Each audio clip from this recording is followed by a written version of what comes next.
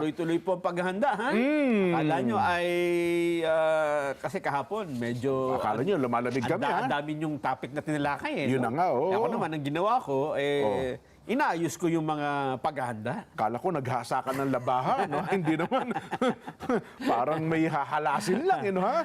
Ay, Ayun, nako. no? Talaga naman. Ay, bakit po ba natin nasabi yan? Sapagkat ngayon pong araw, sa Kamara de Representante, aba, meron na naman po naghain ng ikatlong kaso ng impeachment laban po sa pangalawang Pangulo. Talaga naman. Hindi po nila kayang mapagbigyan ang kahilingan at ang kagustuhan ng Pangulong Bongbong Marcos. No? So, hindi nila maitanggi ang kanilang sarili sa kapakanan ng sambayanang Pilipino at sa kapayapaan ng ating bansa. Pero ito namang mga nag-file ay mga ano lang ito, ha? Hindi pa ito yung mga congressman mismo. Sabihin, hindi pa nila iniaakyat yung complaint, di ba? Doon pa lang sa ano? Doon pa lang sa House Secretary General. Doon pa lang yan. Ano? Sino ba yung mga nag-file dyan? Yan. Inihain po ng religious groups at mga abogado ang ikatlong impeachment complaint laban po kay Vice President Inday Sara sa opisina po ng House of Representatives Secretary General Reginald Velasco. Kayo na pong umaga ito. Ayan po, ipinakikita namin sa telebisyon. Pinangunahan po ito ni Attorney Amando Virgil Ligutan. Siya po ang counsel ng complainants. Ang pag-sumite daw po ng naturang complaint, anya, inendorso po ang naturang complaint na Kamsur, Congressman Gabriel Bordado. Ngayon ko lang ulit narinig si Congressman Bordado. Ang ganda ng boss nito pag nagsalita. Mga kababayan. At ganun din po ni House Deputy Minority Leader at Aambis OWA Party List Representative Lex Anthony Colada. Sila po ang nag-endorso. Ang pag-endorso daw po ng House member ay kailangan kasi upang may consider na verified ang inihang impeachment complaint. Base po sa kopya ng complaint na ipinresinta sa media, ang naging grounds o basihan para po sa kanilang inihaing impeachment complaint laban po sa Vice Presidente ay ang culpable violation of the Constitution, panunuhol, graft and corruption, at betrayal of public trust. Ayan. Naalala mo minsan, Nelson, nung nakasama natin last week si Kong Dante Marcoleta, baka may plano pang araw ata dyan, napaabutin pa yan ng 20 complaint. Ganun ba? Para ipinta, ilagay sa isipan ng ating mga kabayan na marami talaga ang mga taong gustong ipa-impeach ang pangalawang Pangulong Inday Sara. Yan problema. Kada impeachment, kada taon, isa lang impeachment complaint ang kailangang maisulong. Kaya nga ang gagawin dyan, malamang lalagumin yan kung talagang uusad. Again may tuturing na ba itong proseso na ito, no? Pagka umusad.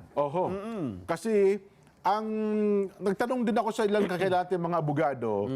Tinanong ko nga dyan minsan si Ka-Abi Espejo ang dating dean ng New Era College of Law. Sabi niya, pwede namang tanggapin yan, Jen.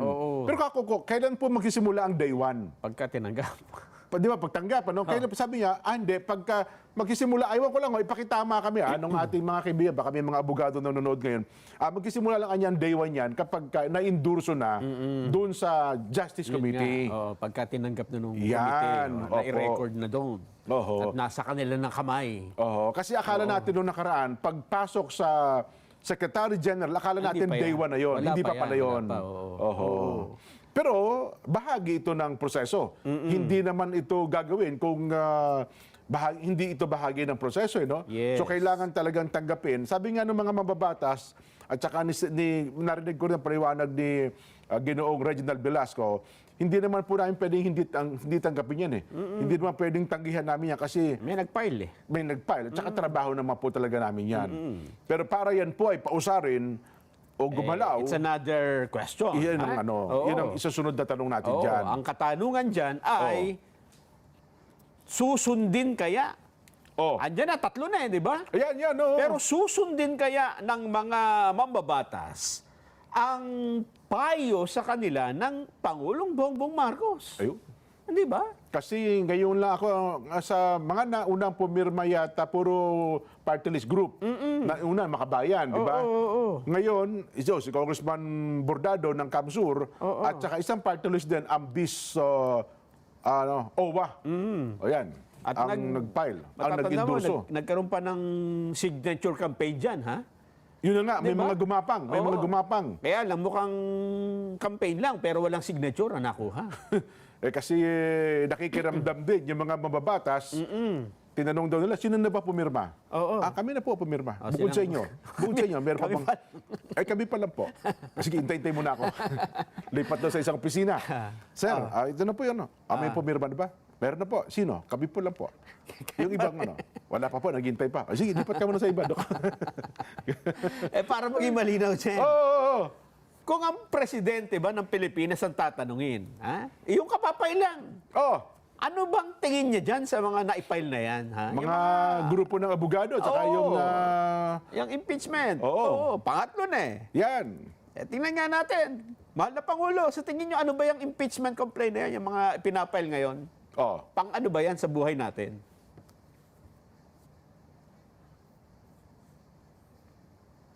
Busy yata yung presidente ngayon. Puyat. Buffering. Buffering. Sinasabi ko. Buffering. Ako, sabi ko, Nelson, iparirinig lang natin ulit sa kanila para maalala. Ulit. This does not make any difference to even one single Filipino life.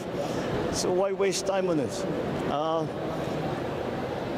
What will happen to if somebody files an impeachment? It will tie down the House. It will tie down the Senate. It will just take up all the time, and for what? For nothing. For nothing. None of this will help improve a single Filipino life. As far as I'm concerned, it's a storm in a teacup. Ayun, di ba? Ang linaw. Malinaw na malinaw. Ano ang hari? Yung sinabi ng Pangulo. Yan. Di ba? Opo.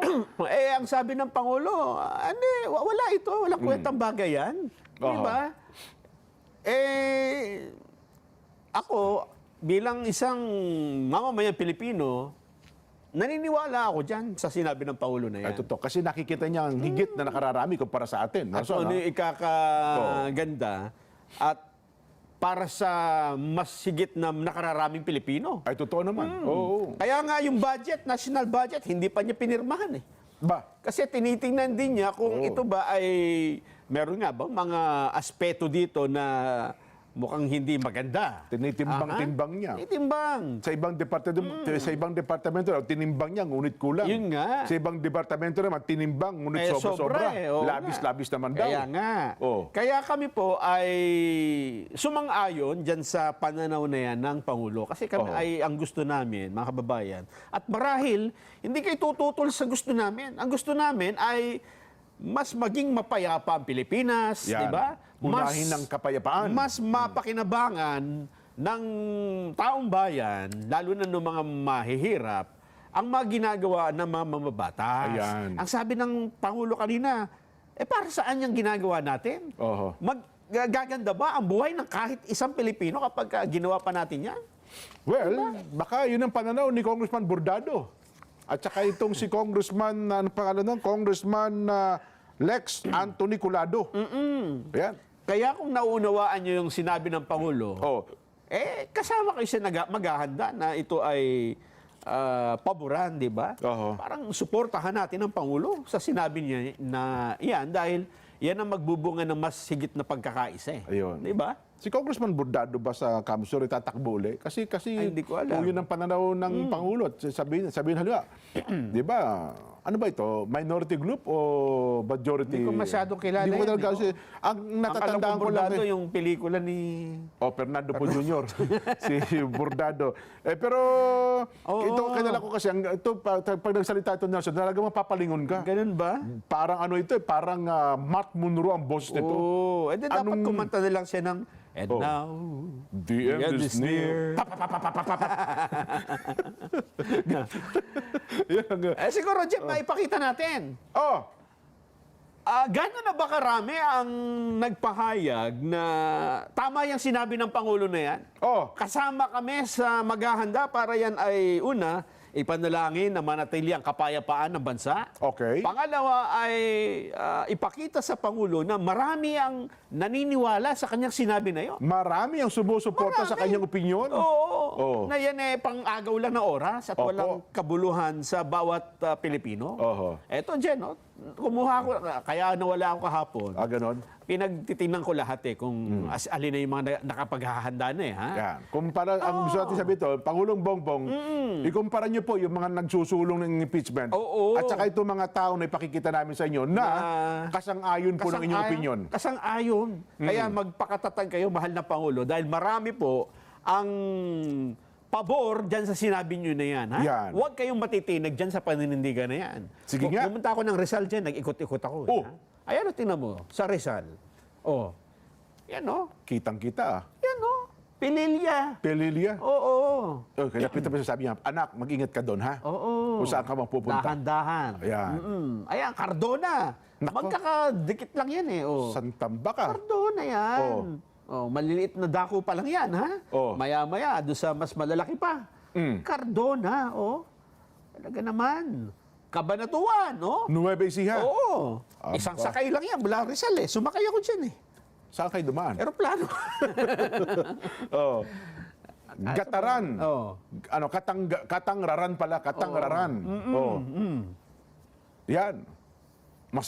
Pati ba na Masbate? Tawid dagat yan, ha? Kawayan yan, Masbate. Kawayan, Masbate. Oh. Pinaghalo-halo na para madaling i-edit. Concepcion. Marikina yan. Marikina yan. Oh. Yan. Apakalaki din dyan sa among Concepcion. Oo. Ito, Kaunlaran. Sa may gawin ng Kamanaba area yan. Makakasama natin lahat niyan. Wow. Jen, kapag ginawa na natin yung ating pinaghahandaan. Yan, Lawag. Ilocos Norte. Ay, kidala ko isa. Sir, pakidala po ng isang isang tag doon yung ating bagnet. Galing Lawag, ho. Yan, Las Piñas. Ayan, mas malapit-lapit yan. Las Piñas area. Lahat ng yan ay nakikipagkaisa, Jen. Mapulang lupa, Las Piñas din po yan. Balikan natin yung Marikina, maya-maya. Ayan. Parang, Parang Marikina. parang. Pero totoong sa Marikina yan. Ha? Yes po. Saan pa? Sa Bulacan, Jen. Ayan, Bulacan. Ito, Pritil, Bulacan. Oo. Ganyan kadami po yung sumusuporta sa inyo, Pangulong Bongbong, ha? Sasama yan, Jen. Ha? Oo. Once na sinabi natin, dito po tayo, pupunta lahat yan. Atimunan, Gumaka. Ba, Sa malalayo Quezon na. lahat yan. Anytime yan. Lumutan, Quezon. Sa Tangos. Dito naman. Sinabi ko na, bawal dyan ang pango Chaong. Ba? Sampaguita Village. Sampaguita sa ano yan? Sa New Bilibid. Sa loob ng compound ng New Bilibid Prison. Ganun ba? Oo. Santa Cruz, Laguna. Medyo Yan. malayo-layo ito. Nako. Meron pa ba? Ito, Santa Rosa. dami, Nako, napakarami. Tumambay pa sa labas. Gusto talagang ipakitang mahal na Pangulo. Ito po, ganito kami karami. Ready na ho kami, anytime. Tawagan nyo lang kami. Sabi nila. Inihintay lang namin. Pero ganun pa man, habang sila naghihintay. Ito, Santo Cristo. Ayun. Ganyan pa sabi ko sa inyo, baka akala kasi na lumalamig yung ating paghahanda. Dire-diretso yan. Yan po'y bahagi para ng paghahanda, mga kababayan. At kung meron tayong pangatlong inahain, nakita niyo po again, Pangulong Bongbong, ito po yung mga larawan ng mga kapatid na naghahanda po para suportahan ang inyong naging pahayag na tutol kayo sa impeachment. At Dahil ganoon din yan man. walang bungang mabuti. Walang magandang ibubuti sa ating lipunan. At habang sila naman ay nasa kanilang mga dako, yung kapilya, Nelson, abay tuloy-tuloy din po ang kanilang panalangin. Ayun nga. Yung atin pong devotional prayer para po sa kapayapaan ng ating bansa, Nelson. Di ba't yan ang maging kapuri-puri na dapat nating gawin? Di ba? Kaysa ang sinusulong natin ang pagkakawatak-watak ng ating bansa. O yun. Bukas meron pa ba? Marami pa tayong makipapakita. Baka Mayroon pa ako dito naka-save, Nelson, mga 350 plus pa. Sabi ko, ay, pakita na lahat eh. Ganon? Para... Yung kanina, pinadala ko. Kasi nagtatampo sa akin, Jen. Bakit daw Yun hindi na nga. natin pinapakita? Lalo na Eh, yung malalaki. Oo nga. Sabi ko, pagka pinakita natin yung malaki, baka may magpanik eh. ganon. Yung dito lang, malalapit sa atin, sa Quezon City, parang wala pa. Oo. Yun bang Prisco? Sabi nga ni Dades Jen, ano ba naman yan? Yung mga pinakikita mo, yung malalayo, yung sa atin, di mo pinakikita. Dito lang. Okay, di sa stock, hindi may pakita. Oo. Kaya talaga naman, no? Sabi ng Kuya Edpel Kuya, si Nelson naman dapat i-push yung amin dito. Oo nga. Oo. Sabi ko na nga, ipakita. Bakit nyo ba hindi pinapakita pa? Yun daw ang pinali. Pang final. Pang final yun. Talaga. Kaya Edpel, pasensya na po kayo. At ang Kuya John Francisco, hindi mo ata makita nung production. Palakasan yata rito eh. Yung production ata namin, hindi makita yung kinaroroonan. Baka natabunan. Sa ganon? dami na nagpadala eh. Sa dami ayan nung talaga naman. Kaya nung nagpunta ako ng Luzon, ayaw ko papasukin eh. Hindi naman pinapakita yung video namin. Araw-araw kami nagpipicture dito. Sabi ni Kuya Ding Gumban, pinigil pa naman yung mga boss dito eh. Tapos para makapaghanda kami, pakita sa inyo. Ay, nako. Lalayo ka pa yung amin, Doña Faustina. Hindi ka pa may Hindi ka na pakapasok mamaya. Ay, nako. Mga taga Doña Faustina, huwag kayong maglilikat ng panonood. Matsatsamban, ipapakita din natin yan. Ha? Baka sakali. Yung bahagi ng ating paghahanda. Pero siyempre po, again, tuloy-tuloy po ang ating mga panalangin. Ano ha?